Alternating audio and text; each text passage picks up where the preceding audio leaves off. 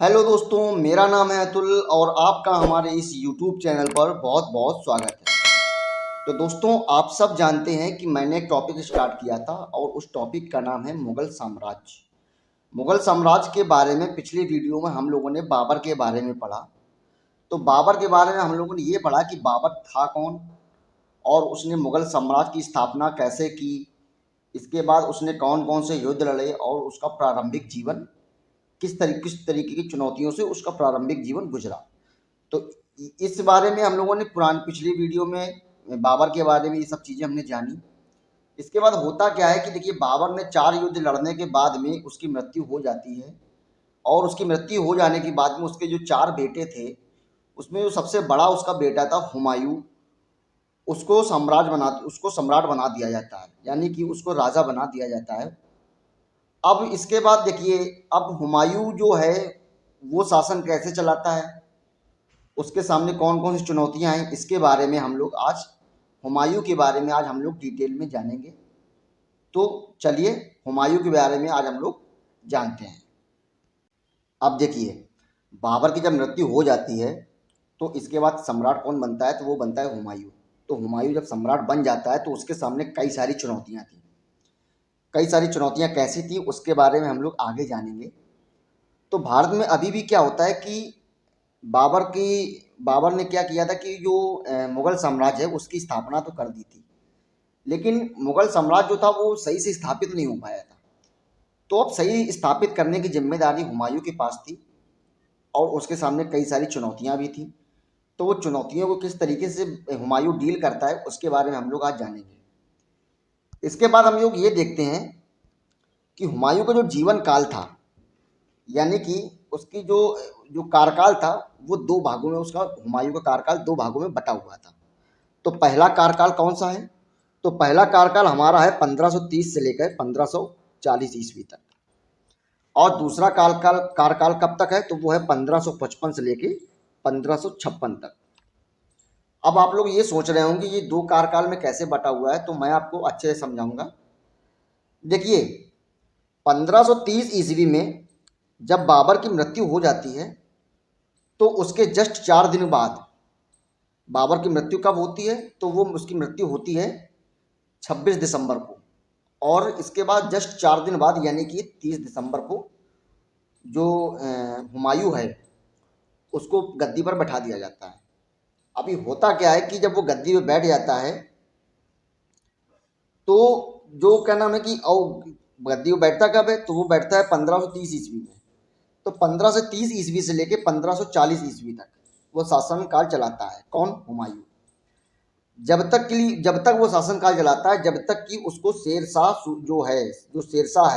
सूरी जिसको हम बोलते हैं, उसके द्वारा उसको हरा नहीं दिया जाता है। अब देखिए, जब शेरशाह सूरी के द्वारा उसको हुमायूं को जब हरा दिया जाता है तो वो जान बचा के क्या करता है कि वो भारत के जो पश्चिमी साइड है, यानी कि सिंध प्रांत इसको हम बोलते हैं, उस साइड वो भाग जाता है। ठीक है। अब भागने के बाद में उसी साइड वो जाके वो अपना शादी आदि कर लेता है। अब शादी आदि करने के बाद में वो क्या नाम है कि पुनः आना तो चाहता है, लेकिन वहाँ पे क्या होता है कि शेरशाह सूरी ने उसको हरा दिया था। अभी उसको एक सही मौके की तलाश होती है और सही मौका उसको मिलता भी है। अभी होता क्या है कि शेरशाह सूरी जो था जिसने हराया था हुमायूं को, उसके जो वंशज थे वो साम्राज्य को सही से संभाल नहीं पा रहे थे। तो ये मौका अच्छा था हुमायूं के लिए। तो हुमायूं जो था उसने एंट्री की वापस भारत में, उसने दोबारा एंट्री की, और उसने एंट्री कब की, तो वो है 1555। तो जब देखिए, और जब वो 1555 ईस्वी में जब हुमायूं वापस आता है तो होता क्या है कि उसकी 1 साल के अंदर ही अंदर उसकी मृत्यु हो जाती है।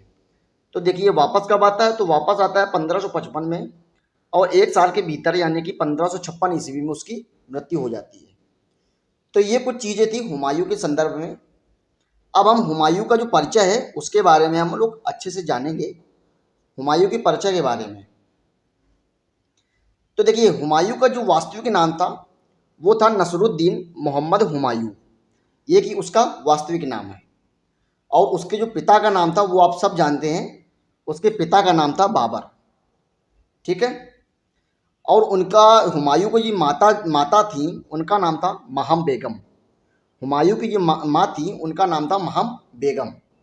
अच्छा, इनका जो जन्म होता है वो कब होता है? तो हुमायूं का जन्म होता है 6 मार्च 1508 ईस्वी में। 6 मार्च 1508 ईस्वी में हुमायूं का जन्म होता है। और कहाँ पे होता है? तो वो होता है काबुल में। ठीक है, आप लोग ध्यान से देखिएगा। अब जब काबुल में उसका जन्म हो जाता है तो जब समय बीतता है, तो समय बीतने के बाद में जब बाबर की जब मृत्यु हो जाती है, बाबर की मृत्यु होती है 1530 ईस्वी, 26 दिसंबर 1530 ईस्वी में। अब जब 26 दिसंबर 1530 ईस्वी में बाबर की मृत्यु हो जाती है, अब मुगल साम्राज्य को एक नए सम्राट की ज़रूरत थी। तो जो बाबर का सबसे जो बड़ा बेटा है हुमायूं, उसको राज्याभिषेक उसका किया जाता है, मतलब कि उसको राजा बनाया जाता है। तो उसको राज्याभिषेक उसका कब किया जाता है? तो वो है 30 दिसंबर, यानी कि बाबर की मृत्यु के जस्ट 4 दिन के बाद हुमायूं को राजा बना दिया जाता है, मुगल सम्राट बना दिया जाता है। तो 26 दिसंबर को उसकी मृत्यु हुई बाबर की, और हुमायूं को 30 दिसंबर को उसको राज्याभिषेक सौंप दिया जाता है, ये 1530 ईस्वी में। ठीक है, और उसका राज्याभिषेक कहाँ होता है? तो वो होता है आगरा में। इसके बाद हम कुछ और जानेंगे हुमायूं के संदर्भ में। हुमायूं के जो भाई बहन थे वो कितने थे? तो हुमायूं के 3 भाई और 1 बहन थी। अब उसके संदर्भ में हम कुछ जानेंगे।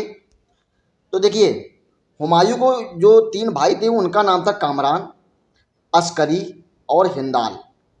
ये उनके 3 भाई थे।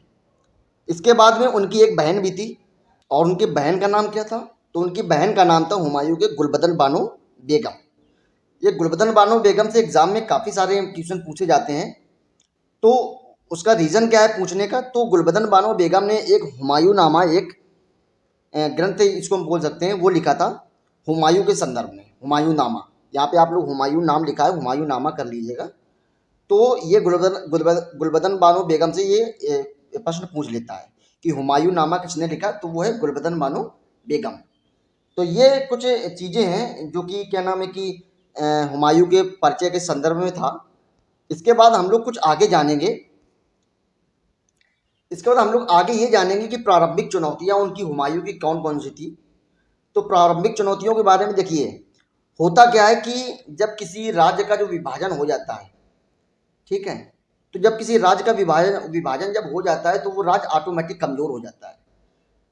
तो होता क्या है कि जब बाबर की मृत्यु हो जाती है तो उन्होंने मुगल साम्राज्य की स्थापना कर दी, कई सारे युद्ध भी लड़े, लेकिन उन्होंने क्या किया कि जो साम्राज्य था उसको सही से स्थापित नहीं कर पाया। तो वो जिम्मेदारी बनती है अब हुमायूं की। अब हुमायूं के सामने कई सारी चुनौतियां भी थी। तो वो चुनौतियां कौन कौन सी थी? तो सबसे पहले क्या है कि साम्राज्य का विभाजन। क्या हुआ कि बाबर की मृत्यु के बाद में बाबर जिस क्षेत्र से आता था वहाँ का एक रीति था, रिवाज था कि जो राजा की मृत्यु के बाद में उसका जो साम्राज्य था वो उनके परिवार के जो लोग होते हैं, जैसे कि भाई वगैरह होते हैं, उनमें बराबर हिस्सों में बांट दिया जाए। तो वही हुआ। तो हुमायूं ने क्या किया कि बाबर की मृत्यु के बाद में अपने साम्राज्य को अपने भाइयों में बांट दिया। अब बांट दिया तो उसमें कौन से भाई को कौन सा साम्राज्य मिला? तो देखिए, जो कामरान उसका भाई था हुमायूं का, उसको काबुल और कांधार का एरिया उसको दे दिया गया। और इसके बाद जो अस्कनी था, जो उसका भाई था हुमायूं का, उसको संभल का क्षेत्र दे दिया गया, और हिंदाल को मेवात का क्षेत्र दे दिया गया। ठीक है। और हुमायूं देखिए इतना उदारवादी था कि उसका एक चचेरा भाई था जिसका नाम था सुलेमान मिर्जा। सुलेमान मिर्जा जो था उसको बदखसा का क्षेत्र उसको दे दिया। इतना मतलब कि वो दयालु व्यक्ति का था इंसान हुमायूं, कि उसने अपने जो चचेरा भाई है उसको भी एक हिस्सा दे दिया। कहाँ का हिस्सा दिया था? वो है बदखसा का। अब देखिए, कुछ इतिहासकार इसके बारे में ये भी कहा जाता है कि हुमायूं जो था वो शासक बनने से पहले बदखसा का जो बदखसा का सूबेदार हुआ करता था। कुछ इतिहासकार ये भी कहते हैं। इसके बाद हम ये जानें कि बाबर की विरासत क्या है। तो देखिए, बाबर की विरासत के बारे में हम ये जानेंगे कि बाबर जब था शासन काल में तो उसने आगरा, दिल्ली के आसपास के क्षेत्र जो थे उसने जीत लिया था अच्छे से। अब जीतने के बाद में बिना उसकी सही से स्थापित किए बिना उसकी मृत्यु हो जाती है। तो अब ये जिम्मेदारी बनती है हुमायूं की। अब हुमायूं उसको सही से अपनी विरासत को, बाबर की जो विरासत है उसको स्थापित कर पाता है या नहीं कर पाता है, उसके बारे में भी जानेंगे। हुमायूं का व्यक्तित्व फिर कैसा था? तो हुमायूं का जो व्यक्तित्व था वो था बहुत उदारवादी व्यक्ति था, ठीक है। और वो बहुत होशियार भी था। उसके पास कई सारी शिक्षा दीक्षा अच्छे तरीके से उसकी करवाई गई थी। हुमायूं ने उसको शिक्षा दीक्षा जो करवाई थी बहुत अच्छे तरीके से करवाई गई थी। अच्छा, कुछ कुछ इतिहासकारों का कहना ये भी है कि जो पानीपत का जो प्रथम युद्ध हुआ था, हुमायूं भी उस युद्ध में शामिल हुआ था। तो हुमायूं उस युद्ध में शामिल हुआ था, उसकी शिक्षा दीक्षा अच्छे से हुई थी, वो सब कुछ जानता था, होशियार भी था।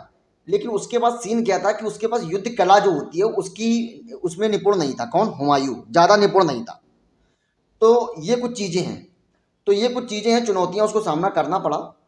अब देखिए जो बाप हुमायूं है, जो उसके पास युद्ध नीति जो थी उसकी समझ ज़्यादा नहीं थी। इसी की वजह से अपने साम्राज्य को ये स्थापित कर भी नहीं पाया और अपने साम्राज्य को अच्छे से वो बचा भी नहीं पाया। ठीक है दोस्तों, तो ये कुछ चीज़ें थी हुमायूं की चुनौतियों के बारे में। इसके बाद हम लोग कुछ आगे और जानेंगे। अब हम जानेंगे कि हुमायूं के द्वारा कौन कौन से युद्ध जो हैं वो लड़े गए। तो उसमें सबसे पहला जो युद्ध है वो है कलिंजर का युद्ध, यानी कि कलिंजर पर उसने आक्रमण जो किया था उसके बारे में। तो कलिंजर पर आक्रमण उसने सबसे पहले किया था 1531 ईस्वी में। और उस समय कलिंजर को जो शासक था वो था प्रताप रुद्रदेव। तो जो कलिंजर का जो शासक था प्रताप रुद्रदेव, वो कलिंजर का वो शासक था और हुमायूं ने क्या किया, वहाँ पे चढ़ाई कर दी कलिंजर पर। अच्छा, इसके संबंध में ये भी कहा जाता है कि देखिए जो प्रताप रुद्रदेव जो थे उनका संबंध अफगानों के साथ में बहुत अच्छा था। मतलब वही अफगान है जो कि बाबर और मोहम्मद लोधी वाले बाबर, जो इनका घाघरा का युद्ध हुआ था, उसके साथ क्या नाम है, रुद्र प्रताप का संबंध जो था वो बहुत अच्छा और मित्रतापूर्वक था। तो उसका बदला भी लेना था। अभी क्या हुआ कि हुमायूं गया और कलिंजर के जो किला था वहाँ पे उसको चारों तरफ से घेर लिया और महीनों वहाँ पे इंतजार में बैठा रहा। उसने हमला नहीं किया, अटैक नहीं किया, लेकिन वो उसको पूरे किले को उसने घेर लिया। महीनों ऐसा बीत गया। इसके बाद देखिए लास्ट में होता क्या है कि हुमायूं और प्रताप रुद्रदेव के बीच में एक संधि हो जाती है। संधि हो जाने के बाद में युद्ध नहीं होता है। और उसमें क्या होता है, संधि में होता क्या है कि उसको कलिंजर में जो प्रताप रुद्रदेव है उसने धन और दौलत हुमायूं को ढेर सारा दे देता है। इससे क्या होता है कि क्षतिपूर्ण धन प्राप्त कर लेता है और क्षतिपूर्ति प्राप्त कर लेता है। और इसके बाद संधि करने के बाद में हुमायूं अपने वापस चला जाता है। तो यहाँ पे वो युद्ध जीत नहीं पाता है। ठीक है, देखिए कुछ इतिहासकार ये भी कहते हैं कि अगर ये हुमायूं जो था वो कलिंजर का युद्ध जीत जाता तो क्या होता कि हुमायूं का एक जो दबदबा होता है, जो एंट्री होती है जिसको हम बोलते हैं, वो एकदम रॉयल वाली हो जाती है। मतलब लोग उससे भिड़ने से पहले 10 बार सोचते। तो यहाँ पे क्या होता है, युद्ध वो करता नहीं है और संधि कर लेता है, जिससे कि पैसा ऐसा कुछ मिल जाता है, उतने में बेचारा वो खुश हो जाता है और वो वापस चला जाता है। तो उसको क्या नाम है कि कलिंजर को जीत नहीं पाता है। ठीक है, अब दोस्तों हम लोग पढ़ेंगे दोहरिया का युद्ध। देखिए दोहरिया का क्षेत्र जो था वो था अवध का क्षेत्र एक था। वहाँ पे क्या होता है कि जो अफगान जो शासक थे, जो कि महमूद लोदी था उस समय, अफगान जो शासक थे वो अपना विस्तार अवध क्षेत्र में कर रहे थे। तो क्या होता है यहाँ पे अब एक युद्ध होता है महमूद लोदी और हुमायूं के बीच में, और वो युद्ध होता है 1532 ईस्वी में। ठीक है, और इस युद्ध में जो शेर खां था, जिसको हम शेरशाह सूरी बोलते हैं, वो महमूद लोदी की मदद कर रहा था। अभी होता क्या है कि हुमायूं बड़े संघर्ष के बाद में इस युद्ध को जीत लेता है और महमूद लोदी को वहाँ से भागना पड़ता है। ठीक है दोस्तों, तो ये हमारा था दोहरिया का युद्ध। इसके बाद देखिए जब हुमायूं वापस आ रहा होता है तो रास्ते में एक चुनारगढ़ पाता है, चुनारगढ़ का किला। तो ये चुनारगढ़ का किला किसका होता है, तो शेर खां का एरिया होता है। शेर खां यानी कि शेरशाह सूरी, मैं आपको बार बार बता रहा हूँ, आप लोग याद रखिएगा। ठीक है, अब जो शेर खां था तब तक क्या होता है कि शेर खां जो ये वाला क्षेत्र होता है, दोहरिया का जो युद्ध होता है, वहाँ पे वो महमूद लोदी की हेल्प कर रहा होता है। वहाँ से वापस आ जाता है चुनारगढ़ अपने किले में। कौन? शेर खां। अभी होता क्या है कि शेर खां का जो किला है, चुनारगढ़ का जो किला है, उसको हुमायूं फिर से घेर लेता है। मतलब उसको चारों तरफ से घेर लेता है और उसको छीनना चाहता है। लेकिन होता क्या है कि यहाँ भी उसने संधि कर ली, हुमायूं ने शेर खां से यहाँ भी संधि कर ली। और संधि में उसको क्या कुछ पैसे मिल गए। और इसमें ये भी कहा जाता है कि शेर खां जो है, कुछ इतिहासकार कहते हैं कि शेर खां ने अपने पुत्र जो था वो उसका नाम था कुतुब खां, उसको हुमायूं की सेवा में भेज दिया संधि के दौरान। संधि होने के बाद शेर खां जो था उसने अपने पुत्र को हुमायूं की सेवा के लिए भेज दिया। अभी देखिए ये होता है कि कुछ इतिहासकार ये भी कहते हैं कि जो चुनारगढ़ का जो किला था, अगर वो युद्ध वो जीत जाता, हुमायूं अगर अटैक कर देता, तो बाद में उसे क्या नाम है कि वापस ना जाना पड़ता भारत से। क्योंकि देखिए शेर खां जो कि शेर खान जो है, शेरशाह सूरी जो है, अभी तो उसने संधि कर ली, लेकिन यही शेर खान जो है वो कन्नौज के युद्ध में उसको हरा के भगा देता है हुमायूं को, तो ये ना होता। ठीक है, तो ये कुछ चीज़ें थी शेर खां और हुमायूं के संदर्भ में चुनारगढ़ के किले में। इसके बाद दोस्तों हुमायूं का जो संघर्ष है वो बहादुर शाह से होता है। और बहादुर शाह से संघर्ष होता कब है? तो वो होता है 1535 से लेकर 1536 ईस्वी के बीच में। ठीक है दोस्तों, इस समय देखते हैं होता क्या है कि गुजरात का एक शासक था बहादुर शाह, वो गुजरात और मालवा क्षेत्र में तेजी से विस्तार कर रहा था। तो उस बढ़ते हुए विस्तार को रोकने के लिए हुमायूं ने क्या किया, वो आगे बढ़ा और उस संघर्ष को झेलने के लिए वो आगे बढ़ा। तो वो देखते हैं कि होता क्या है कि जब वो गुजरात और मालवा क्षेत्र में पहुंचा, तो उस समय जो बहादुर शाह है, वो बहादुर शाह कहाँ पे था, तो वो कर्णवती नाम की एक महारानी थी। तो कर्णवती महारानी से उस समय बहादुर शाह युद्ध लड़ रहा था चित्तौड़ में। तो उस समय कई इतिहासकारों का दोस्तों कहना है कि कर्णवती जो हैं उन्होंने हुमायूं से को एक लेटर लिखा, और उस लेटर में एक साथ में एक राखी भी भेजी, और उन्होंने युद्ध में उन्होंने मदद मांगी हुमायूं की कि हमारी आप इस युद्ध में मदद करें। लेकिन वहीं पे क्या नाम है कि बहादुर शाह ने भी एक लेटर लिखा। उसने क्या कहा कि हम एक गैर मुसलमानों लोगों के खिलाफ एक जिहाद छेड़ रहे हैं, और आप उम्मीद करता हूं कि आप भी मुसलमान हैं और आप हमारी मदद करेंगे। तो ये दोनों लोगों ने हुमायूं से मदद मांगी, लेकिन होता क्या है कि हुमायूं किसी की मदद नहीं करता है, क्योंकि वो कन्फ्यूजन में हो जाता है कि किसकी मदद करें किसकी ना करें। इसके बाद होता क्या है कि बहादुर शाह जो है वो कर्णवती से जीत करके वापस आ रहा होता है। तो उसकी भिड़ंत होती है हुमायूं से। तो हुमायूं से वो भिड़ंत होती है तो उसके साथ हुमायूं के साथ एक युद्ध होता है। और वो युद्ध किस क्षेत्र में होता है, तो वो मालवा और गुजरात के क्षेत्र में होता है।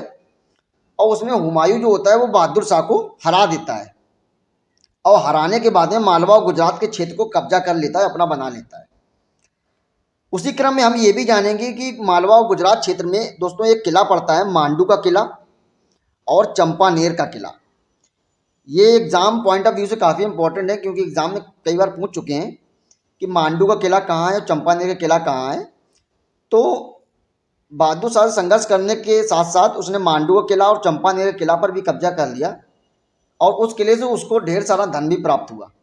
ठीक है दोस्तों, इसके बाद होता क्या है कि देखिए युद्ध तो उसने किया है हुमायूं ने बहादुर शाह से, लेकिन बहादुर शाह को उसने जान से नहीं मारा, जिससे और बहादुर शाह अपनी जान बचा के भाग गया।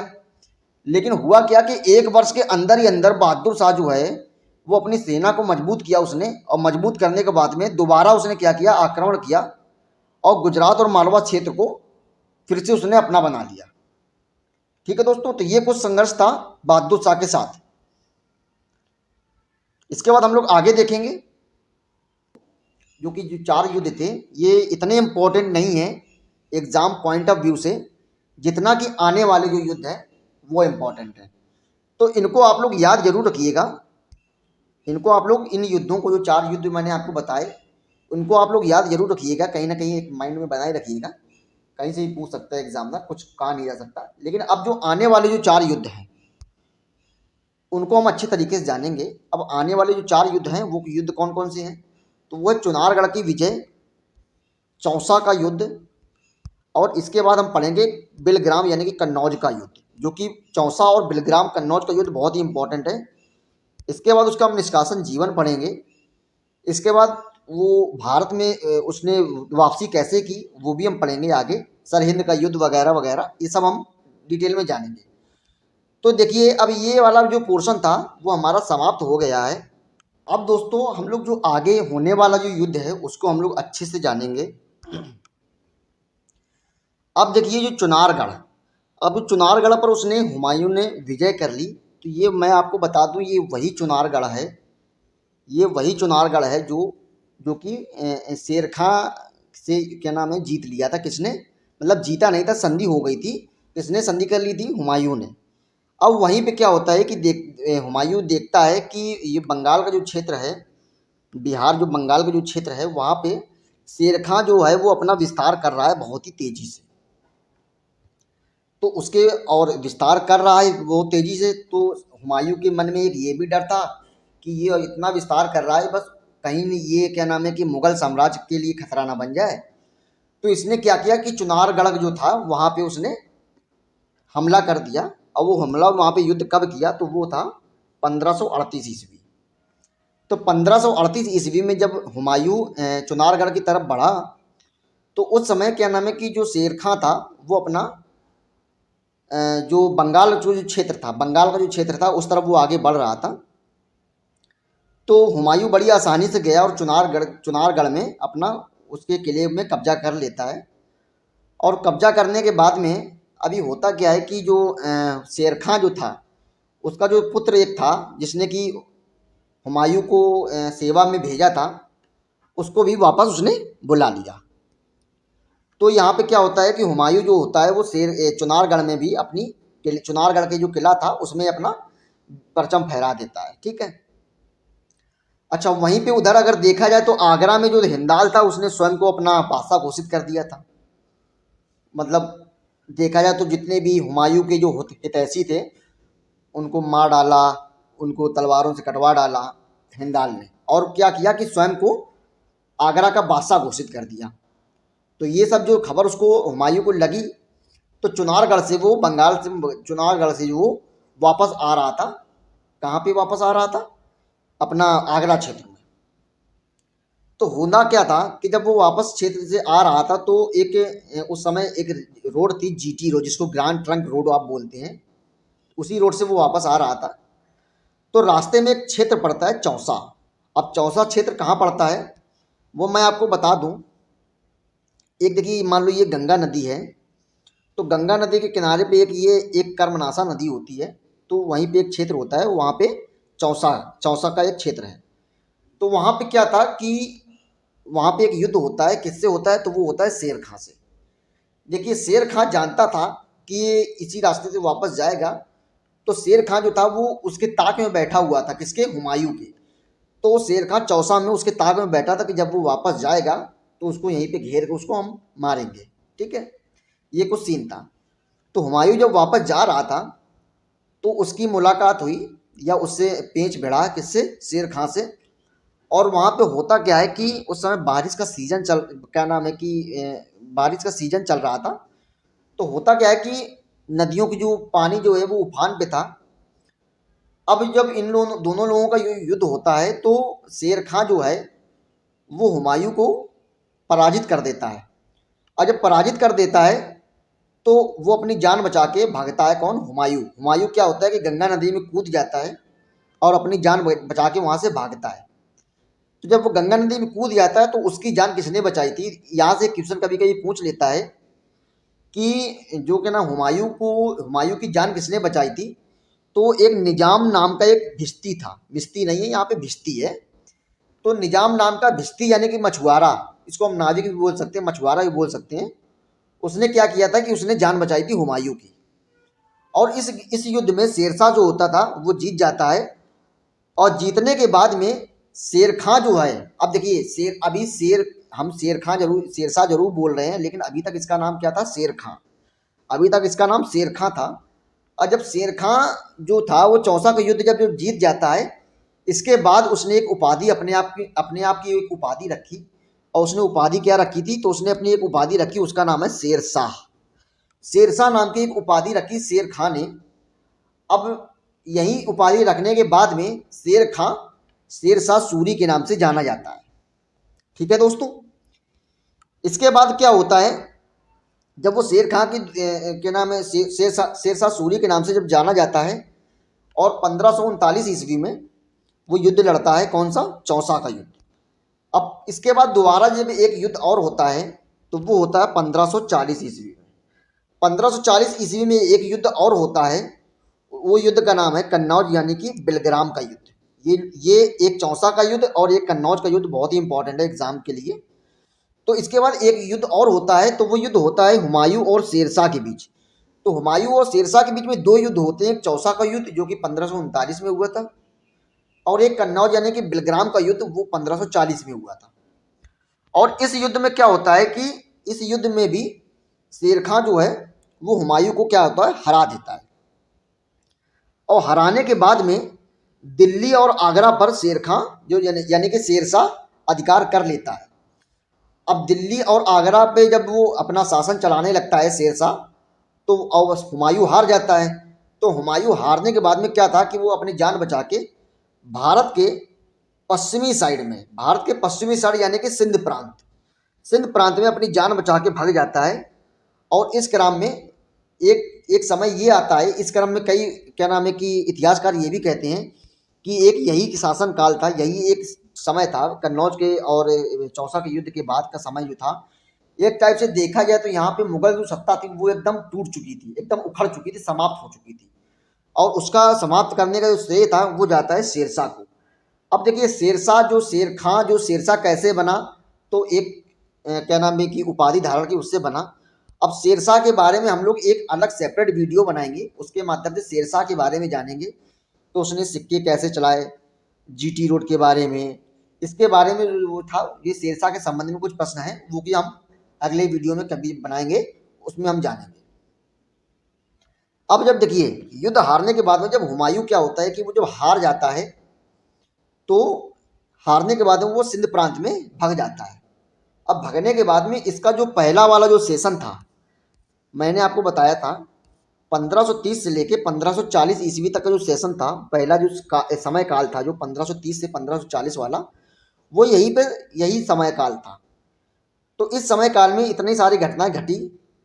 और जब वो सिंध प्रांत में वापस जब भाग जाता है, भागने के बाद में उसकी जब एंट्री होती है तो वो कैसे होती है वो हम लोग जानेंगे इस वाले सेशन काल में, यानी कि 1555 से लेके 1556 ईस्वी में। ठीक है दोस्तों। इसके बाद दोस्तों क्या होता है कि हम हुमायूं के निष्कासित जीवन के बारे में हम जानेंगे। तो निष्कासित जीवन में होता क्या है कि जब वो सिंध प्रांत में जब भाग जाता है, भागने के बाद में क्या होता है, युद्ध हारने के बाद में वो अपनी शादी कर लेता है। तो हुमायूं की जो शादी होती है वो किससे होती है, तो हिंदाल जो उसका भाई था हुमायूं का, उसके गुरु का नाम था सिया मीर बाबा। तो हिंदाल के गुरु सिया मीर बाबा के जो एक दोस्त थे उनका नाम था मीर अली अकबर। उनकी पुत्री जो थी उनका नाम था हमीदा बानो बेगम। हमीदा बानो बेगम जो है उनसे उनकी शादी हो जाती है, किनकी, हुमायूं की। और उनकी शादी कब होती है, तो वो होती है 1541 ईस्वी में। ठीक है दोस्तों। इसके बाद में निष्कासित जीवन में हम ये भी जानेंगे कि हुमायूं जो था वो सिया बनने की शर्त पर ईरान का एक शासक था। उसने क्या था कि भारत में, अब देखिए वो हार के वापस तो आ गया था शेरशाह सूरी से, लेकिन कहीं ना कहीं उसके मन में गिल्ट था कि हम वापस भारत में विजय कब पाएंगे। तो उसकी हेल्प करने के लिए एक ईरान का एक शासक था, उसने हेल्प की किसकी, हुमायूं की हेल्प की। और उसकी शर्त क्या थी कि वो सिया बन जाए। एक सिया सुन्नी वाला कुछ होता होगा, हमें नहीं मालूम इतना डिटेल में। तो सिया बनने की शर्त में क्या होता है कि वो सिया जब बन जाता है तो ईरान का शासक हुमायूं की मदद करता है भारत में पुनः विजय पाने के लिए। अब भारत में वो हुमायूं पुनः विजय कैसे पाता है, तो सबसे पहले एक युद्ध होता है 1555 ईस्वी में। 55 ईस्वी में मच्छीवाड़ा का युद्ध जीतकर पंजाब में वो शासन करता है। कौन, हुमायूं 1555 में जब उसकी एंट्री होती है तो सबसे पहले वो पंजाब का क्षेत्र जीतता है और पंजाब का क्षेत्र जीत के मच्छीवाड़ा का युद्ध कर देता है। इसके बाद होता है सरहिंद का युद्ध, जो कि काफ़ी इंपॉर्टेंट है। सरहिंद का युद्ध, ये सरहिंद का युद्ध है वो सिकंदर सूर और बैरम खां के बीच में होता है। अब आप लोग ये सोच रहे होंगे बैरम खां कौन आ गया, तो बैरम खां जो था वो मुगल सेना यानी कि मुगल सेना का कौन था, नेतृत्व कर रहा था उस युद्ध में। सरहिंद के युद्ध में मुगल सेना का नेतृत्व कौन कर रहा था, तो वो कर रहा था बैरम खां। तो जो बैरम खां था, बैरम खां और किसके बीच में, बैरम खां और सिकंदर सूर के बीच में क्या हुआ, एक युद्ध हुआ। उस युद्ध का नाम है सरहिंद का युद्ध और ये युद्ध होता है 1555 ईस्वी में। ठीक है दोस्तों। इसके बाद बैरम खान ने सिकंदर सूर को हरा देता है और यहीं से सूर्यवंश की एक टाइप की देखा जाए तो समाप्ति भी हो जाती है। ठीक है।